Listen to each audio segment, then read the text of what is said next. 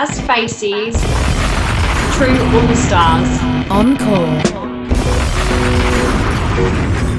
Okay, welcome to Baz Faces True All Stars Encore.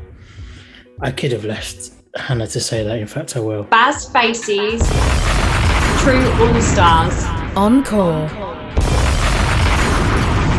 I've got Chris, who was in season 1 of Baz Faces True All Stars, episode 6. His episode was called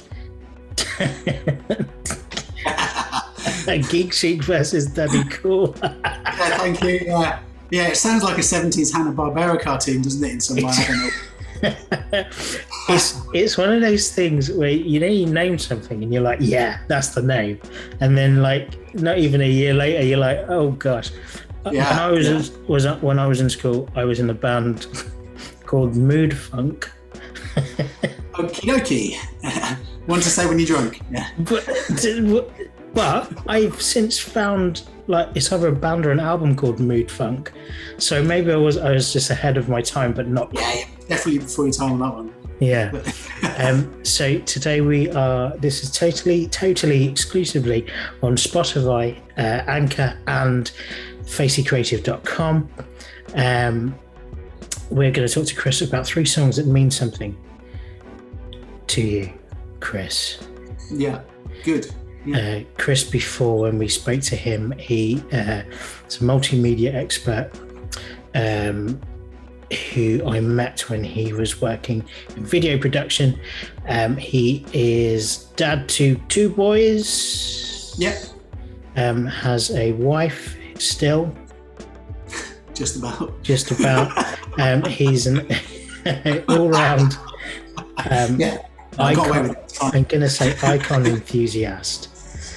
If you're watching a video clip of this, you can see that Chris has got some very, very cool movie memorabilia style registration number plates. Oh, I can see Back to the Future, Dark Knight, Ghostbusters. Knight Rider, Ghostbusters and Blues Brothers. Yeah, so this is the level of intellect we're dealing with. Yes, it's top tier. It's intelligent, but with boyish charm. Is that what they call it now? Okay. Yeah, this is what we're getting. This is what we're sticking with. Track 1, Chris. Yeah. Marvin Gaye. Yeah. How much of a role did he play in your growing up? Well, huge. It's a huge. That particular track that I've chosen is really important to me for a couple of reasons. But in terms of like how I got there, sort of growing up listening to Motown and blues and that sort of stuff, and that sort of all melds into rock, and which I'll obviously pick up on later. But yeah, Marvin Gaye, that particular record, when I got What's Going On for the first time, I just had it on a loop endlessly. I put it on, at night time, and it would still be playing. I'd wake up and I'd fall asleep, but that particular track on that album is important to me because it's one of those rare moments when I knew my life was about to change, and I knew I was going to change it myself. It was like having control over a certain aspect of my life, and choosing to move on. And I don't know why I don't really know. There was something about that particular song that resonated with me, but I suppose that's true of all types of soul and that sort of music, and blues and all the rest of it. It is that they do appeal to those moments in your life, don't they? They're kind of introspective. They're interesting songs. But anyway, that gave me a lot of sort of courage. It gave me an insight into my own situation, and I changed it. So, long story short, I was in the wrong relationship at the time. I'd been in for quite a long time, and I was living away from home, and I wanted to go home, and then I wanted to try to get a job and try to, and I had some irons in the fire, and I kind of thought, right, I'm going to do it, and so I did, and that's what that track means to me. Doesn't really relate much to the lyrics, but it is what it means to me. Well, so I was going to say, was it the lyrics that hit you, or the actual melodies of the song? Well, in not in a deep way. Obviously, Marvin Gaye, that whole record, it's a moment in time, moment in American history in a way. And but for me, it's a very simple sentiment, which I think is why a lot of that type of music appeals to everybody. Everybody has problems, everybody has challenges. Everybody sometimes needs to feel as though somebody else understands, what they're going through. And I suppose I did. I asked the question, "What's going on?" You do end up thinking, "Well, yeah, what is going on in my life? Is it something I have to stick with, or is it something I can change for the better? Maybe it changed for the worse. I don't know." But having that sort of courage to look at what's going on and question it and change it. I suppose that does actually hark back to the roots of the song. But yeah, it's a good one. Baz Faces, True All Stars. Encore. Okay, so Chris, first song was Marvin Gaye, What's Going On. Your second song. Now, this is an amazing track. There must be some kind of way out of here. Send the junkie to the thief. Nice. I need the guitar hands for that. Yeah, it is an amazing song. Now, are you a Jimi Hendrix enthusiast, or is it just selected tracks, or is it just this track? Tell me about your Jimi Hendrix experience. Yeah, no, it's definitely selected tracks, I would say. A lot of the Hendrix stuff that survives really is live stuff. Because obviously he passed away and everything. But so a lot of stuff you can get actually isn't that great to listen to, I think, because of the quality of it. Just purely the quality of bootleg live stuff. And so I do like sort of selected tracks, and I suppose they are the ones that everybody knows. But I do like a lot of Jimi Hendrix stuff.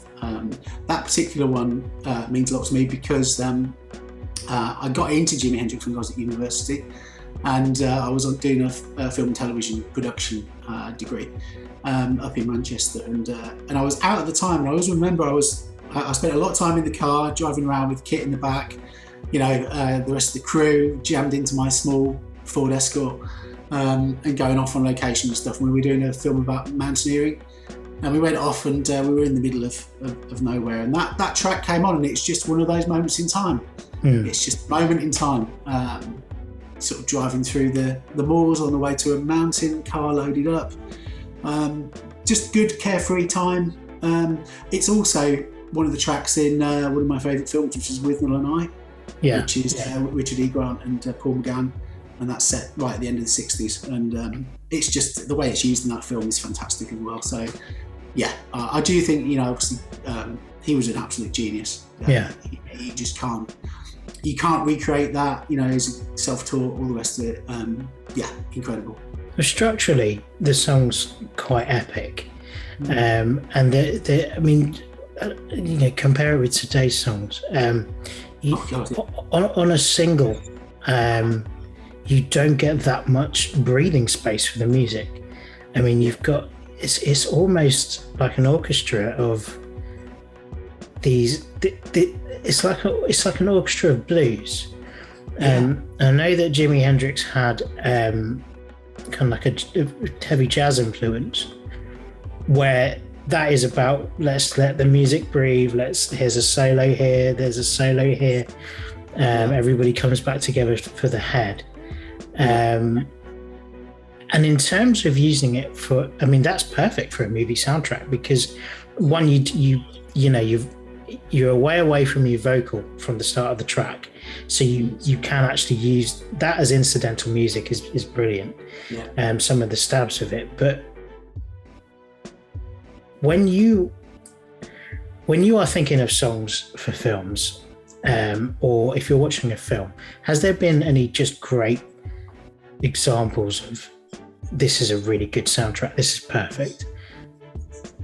Yeah, there is. One of the ones that springs to mind is Christine, which is a Stephen King horror film about the demonic car, the 50s car, and that was one of the first soundtracks that I bought. That was kind of not a kids film soundtrack, and I bought. There's two versions of that, so you can get the orchestral, the whole thing, but obviously it's got Bad to the Bone and all that sort of stuff on it anyway.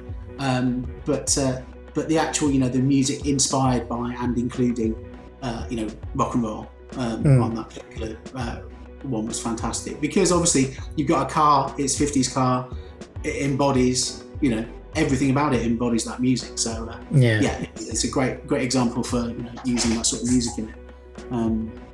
But Hendrix was just I just don't think, going back to what you were saying, I don't think you can, there's a lot of overproduction in music now, and it's starting to boil itself down and reduce itself down to just a number of tropes that you just hear again and again and again.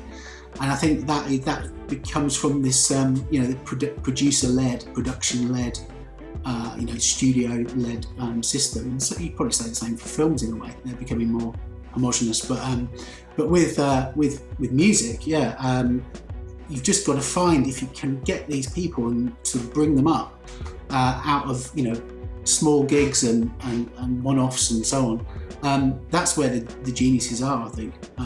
It's always interesting to look at the fringes of what's going on.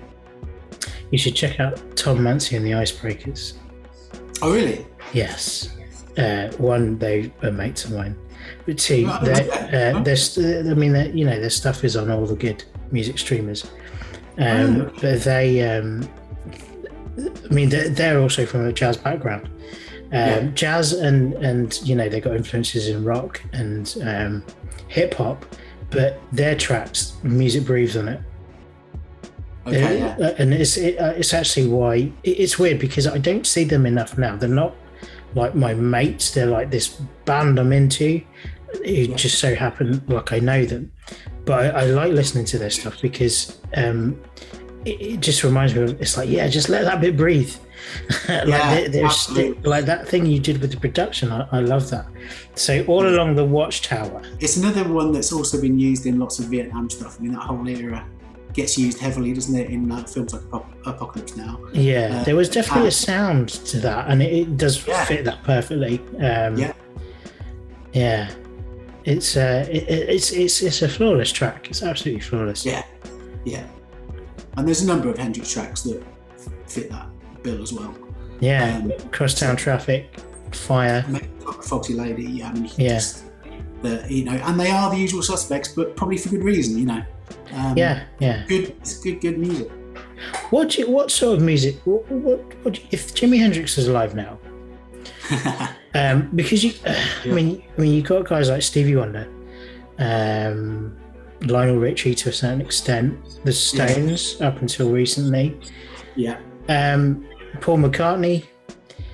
They're from that era, and they are making music today.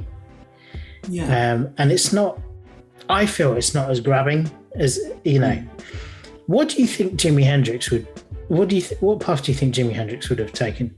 I feel that he would have worked with a lot of hip hop artists. Okay, you're probably true. I don't know. I think that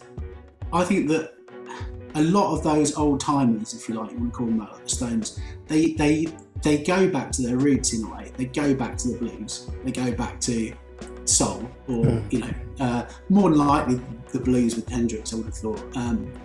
You can almost imagine he'd be there doing acoustic only stuff. Round about now, and revisiting some classics, and making some new ones. But I suppose like all sort of geniuses, especially in the arts, they're flawed, aren't they? I mean, it's a bit of a caricature, I suppose. But the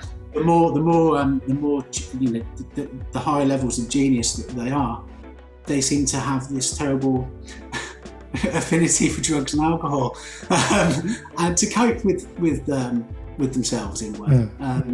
And so it's kind of tragic that I think a lot of the best stuff in culture has actually come from people that have succumbed to that. So I don't know, maybe there's I think altered mind states and creativity is probably a conversation and a whole other podcast that I am never ever going to touch.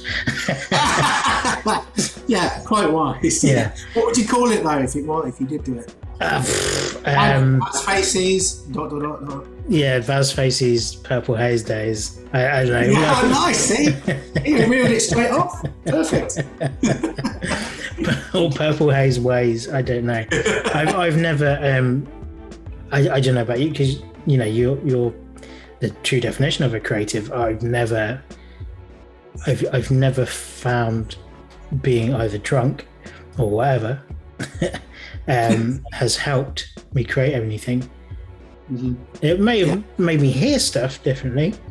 Yeah. But I wouldn't be able to go, right, okay, I'm absolutely train wrecked. Let's write a song or let's come up with a concept. I could never do it. Yeah. No, I'm with you. I tend to just want a kebab, Yeah. No, I'm as boring as they come like that. I mean, obviously I do drink alcohol, but it's not. I'm one of those people who, used to smoke.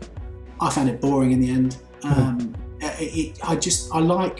like, as difficult as it can be at times, I like to know where I am and what I'm doing at all times. I like reality. I like to feel grounded. And I feel that, if I'm doing anything creative, if I can't work the damn computer, I'm not going to get very creative, So it's just, I suppose artistry has changed. Maybe there was a time when you got absolutely wasted and just got on the piano or whatever, and something came out that worked. But I think that's the exception, and I think there's a large part of creativity that needs to be intellectual, and I don't mean by that it has to be complicated or grandiose, but you have to have a thought process behind what you're doing. If you don't, you're kind of one of these animals that they stick a paintbrush in their mouth and say they're an artist. There's art made by all sorts of animals out there, and you can buy it, but what's going on behind it? Not much, really. Yeah. I don't know how we got onto animal arts, but that's my fault. Sorry. Baz Faces, True All-Stars. Encore. Track 3 is I'm gonna announce it now. It's AC/DC Back in Black, probably one of the most famous riffs and stomping drum beats of that era. Now, I'm going to ask you a question. How many times do you think it's been sampled? Okay. Obviously, there's a good reason for asking the question. I tell you what, that my source is whosampled.com. So what I'm going to say is, how many have they picked up as it being sampled? Okay. Like I said, there's a reason you're asking that question. So I'm going to assume that it's a good number. And I'll be horribly conservative and say 120. Okay. 55. Oh, I overshot the mark. But that's 55 times that the record has been picked up and put on, say, Apple Music or whatever. There's probably loads. One of the first groups to sample it, Beastie Boys. Nah, which one? 1985. They had a song called Rock Hard. Oh, no way. Okay. Yeah. It's also been sampled by Five, the boy band. Okay. And I was going to try and play you a clip, but just technology has failed me today. But do you remember when Jay-Z headlined Glastonbury? Yeah. Okay. I don't know how aware you are of Jay-Z's catalogue. A little bit. Yeah. So he does a song called 99 Problems. Okay. Which is, so basically the whole story behind that was Jay-Z was headlining Glastonbury. Noel Gallagher came out and said, I'm not having hip hop at Glastonbury, it's guitars. And Jay-Z basically came out, sang a very bad version of Wonderwall. Okay. Cut the song and said, I've just got one thing to say. If you're having girl trouble, I feel bad for you, son. I got 99 problems and a bitch ain't one. And he aimed that all at Noel Gallagher. Launched into 99 Problems, which is produced by Rick Rubin, who is the guy who produced for like early Beastie Boys and LL Cool J and old Def Jam.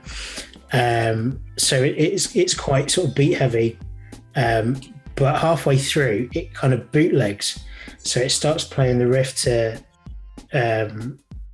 the AC/DC track. Yeah.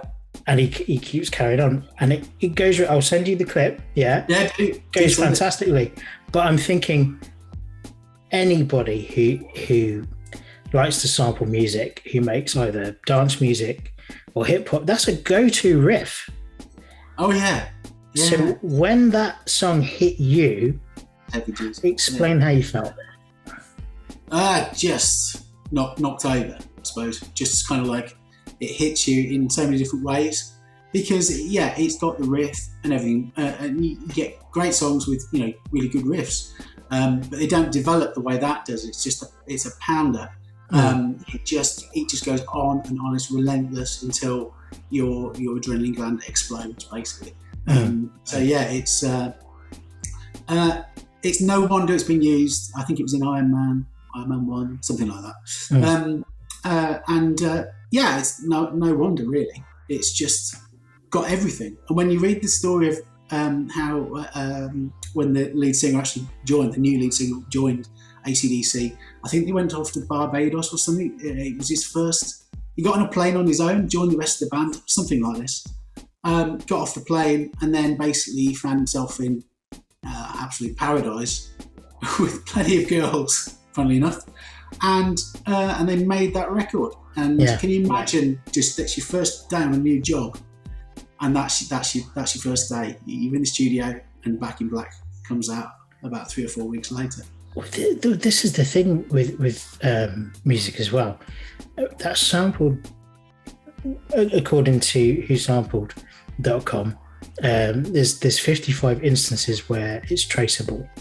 That's 55 sets of royalties. Yeah. On top of and royalties can range from, I'll have a portion, I'll have a cut, I'll have 100% of, and it's like the Verve, Richard Ashcroft. Oh yeah. Bittersweet Symphony. He didn't. Where the sample of the strings come from? Isn't it?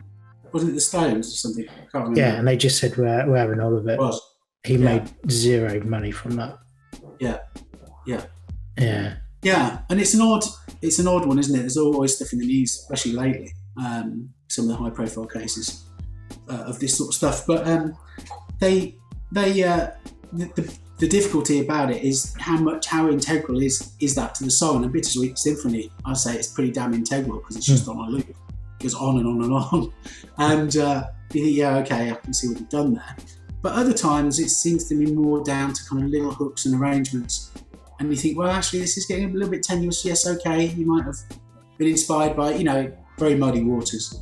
But, going back to what we were saying earlier, the way that music's overproduced now, I think a lot of it comes out of the same stable, comes out of the same group of people, with the same thought process, the same sound. It's going to happen. It's going to happen more and more and more because people are I think it's getting less and less original in many ways. You have to seek out the originality in the I think the process in making music is, I'm still from that era of I will hear a song from back in the day and go, okay, I like the groove of that. I'm going to try and replicate it. Whereas now you can have an app. They'll go press this button and it will sound like somebody's playing these amazing riffs or melodies. So you don't actually have to have any major, apart from a good ear, you don't really have to have any major talent to actually create what is being sold as music now. It's literally just, it's a sequencer. Or it's a sampler that converts in and throws you back out something that you never ever would have thought to do anyway.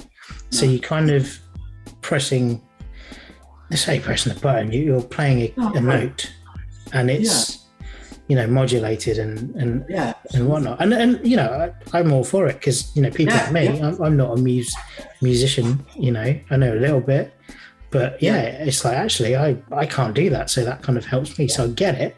But there is that kind of threat of, well, where does what is original and what is just, And also, where's the new AC/DC, sampled track gonna come from? Because I accept it. All art forms are, they evolve. and they evolve from each other. They don't just get born out of the ether. You know, they actually come from all sorts of places. And you want to get, you know, technical about it. People go on about, you know, the roots of rock and roll goes all the way back to, you know, other forms of music, and that's fine. I've got nothing against that. I'm not kind of some sort of you know, anti-tech sort of Puritan about it. But I do think when they are basically borrowing the core of the song, the thing that makes the original work, and not really doing that much to it, just maybe lobbing some drums under it and doing some other stuff, you know, it's of less impact than something that actually is inspired by that. You know, like you said, the sound, the quality of the sound, it might evoke something, you know, evoking something. So I mean, some sampling is, I mean, you know, there are instances where it's like you've just taken that classic and ruined it, but there are, I mean, you know, sampling really comes from the art of the breakbeat. So there are, you know, good instances where it's like, well, I mean, you know, Bittersweet Symphony being a good example, and countless sort of very classic hip hop tracks as well, where they've kind of gone, well, that portion of music has spoken to them enough to create on top of it. And I've got no problem with that. But when it does just become a cheap filler, that's where the integrity kind of goes. I agree. It's it's trying to find the next, who's the next people that are going to get sampled, because, you know, it's a reductive thing is what I'm saying. Like, and eventually, the fact that we're here now and you're still citing AC/DC, and anybody would have heard of them as well, you know, and it you know, did you grew up when they were very much prominent? You would have been able to go to the gigs, and, you know, that started from, you know, they would have gone to the pubs and toured the pubs and got discovered and whatnot.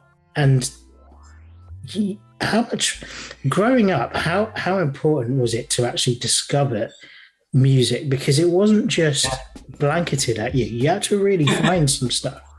Yeah, for sure. Yeah, well, I mean, you know, we're both old enough to know this, but my mum's record collection, at the end of the day, she had Hendrix, she had Beatles, she had, you know, an awful lot of some classical, she had some musical stuff, all sorts of stuff. And that's probably why I've got, you know, huge, you know, ranging sort of taste in music now. And so that was it. I mean, what an upbringing. Rolling Stones, Hendrix, Beatles, I mean, it's insane. But oddly enough, going back to AC/DC, I was never into them. I knew of them. Obviously, I was into rock and roll and all sorts of other things. And, you know, I like them. I didn't dislike them. But it's one of those bands for me that has a moment in time that their time comes for you. You know what I mean? It's like I don't know what it is. Like you know, when you discover a new musical, a new genre, or you know, a new artist, and it's exciting and it's different, and you think, well, I can see what they're doing, and I knew they were there, but I didn't really get it until now, and that's what it's like. Totally. I mean, especially, I mean, you know, stuff you listen to as a kid, you are attracted to a certain element of the song, which probably has nothing to do with what that song was about. And then as you're older, you go, oh, I like that bass line, or I like that drum arrangement. And then you get to an age where you go, I appreciate the art. And that for me was the Beatles' Magical Mystery Tour. I didn't discover that until uni. I was at uni, 97. And somebody played it to me, and I was like, this is the most incredible thing ever. And it was already, I think, 20 odd years old. Yeah. I still listen to that. I will still go, right, I'm going to listen to it start to finish. Even now, and it just doesn't age for me. But you get it. And when that stuff would have come out, especially the big Beatles fans and like the kids listening, they probably were either just into the band themselves, or you know, the choruses were, you know, catchy and stuff like that. But there was this whole mindset going into it And I think you don't really, I think you do get to a certain age where you do go, well, I get why people put music out. And just drawing back to like with new stuff, I don't think there is that passion. It's just bang it out, bang it out, bang it out. Definitely. Yeah. And I think also, like, the music video era that we've grown up with, MTV, the whole thing explodes. You got Peter Gabriel, you got all these amazing videos to watch that goes along with it. Dire Straits, Money for Nothing. They're pushing technological boundaries at the same time, and then all of a sudden people realised, videos sell music, and for a period that was amazing. I mean, what an amazing time to enjoy music. But now the video is the music. I mean, without a lot of stuff going on in the videos, it makes you wonder whether or not the track would survive.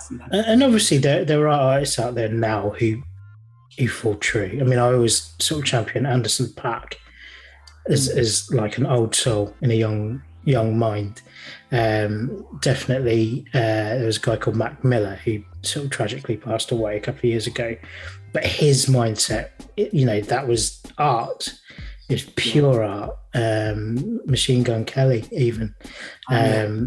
It goes out. Its influences go everywhere. They go heavy rock. They go pop rock. They go hip hop. They go hardcore hip hop. They go, and it's some of the UK producers as well. You've got, now that they don't have to be so American, you've got that proper UK melting pot of, you got the Caribbean influences, the African influences, American influences, and the British going up, and even a little bit of sort of pop and rock, and it kind of, there are a couple of producers who are sort of presenting that, and it goes, well, actually this music is art, never mind what the MC is doing on top of it. But somebody like Dr. Dre, for instance, his second album, or the second I think he did the Chronic, which is just incredible. We did another album, and it actually was a commercial flop, and he picked himself up again, and he signed Eminem and Snoop Dogg and all these other guys. But if that was to happen now, he'd be finished. Yeah. That one flop, you just wouldn't hear from him again. He'd be on I'm a Celebrity. Oh, blimey. Now that is a fall from grace. Jesus. Yeah. But I get what you're saying about, mindset, because the mindset of the artist, but also your mindset at the time, as you grow up, your mindset, now I was into goth rock at a particular time, then punk, and then just sort of straight up 80s pop, and new romantics and all of that stuff. And, when you trace it back, a lot of that is kind of, I was in my sort of gothic, listening to things like Fields of the Nephilim and Sisters of Mercy and Spear of Destiny and all of that stuff. And at that time you're growing up and you're like, you're a bit of a kind of, I don't know where I am in life, I don't know what's next, we all die. That sort of jolly goth stuff that you do. And a lot of it does go with you. But then you revisit it later and you hear and see different things in it. That's the beauty of stuff that I think has proper longevity, as opposed to things that they'll never play, and they certainly won't sample in 25 years' time. So, Chris, thank you for your selections. You talk about longevity; those tracks are just amazing. You've gone for a song that makes a statement that is still true today. You've got a song that defines an era but inspires a new era, and then you've got a song that just transcends all genres and influences everybody. Baz Faces, True All-Stars, Encore. Thanks for giving me the opportunity to, share that music. They are my top Here's the thing, and this is the concept for Encore. If you come up with another 3 songs, let me know. Well, yeah, I mean, there's definitely another 3 songs. Maybe extend it to films. That'd be great. But yeah, I can't do, because those film podcasts are long. You can never play the clip. Impressionist cinema, yeah. We'll here forever. Well, let's talk about mime artists. And here's a clip. You're in a box. Yeah. No, but thank you so much. Chris is from season 1 of Baz Facey's True All Stars, episode 6. That's available on faceycreative.com. Also, all good streaming services. So have a listen. Chris is a fantastic guy and will inspire you, especially if you're a dad. So check that out. So Chris, I will catch up with you another time. Thank you so much for being on this Encore episode. Thank you, buddy. See you again soon. Baz Facey's True All Stars. Encore.